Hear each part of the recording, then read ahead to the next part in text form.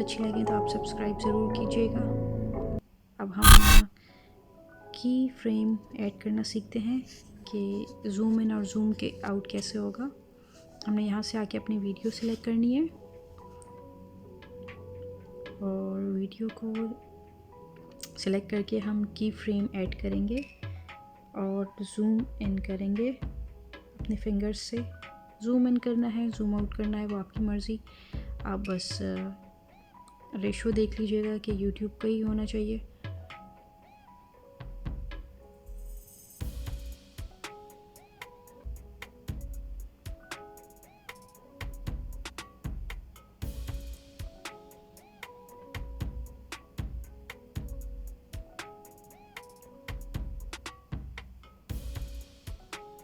Couple of minutes या couple of seconds के बाद आप फिर से ज़ूम आउट ज़ूम इन करेंगे तो ये आपको एक अच्छा इफेक्ट देगा।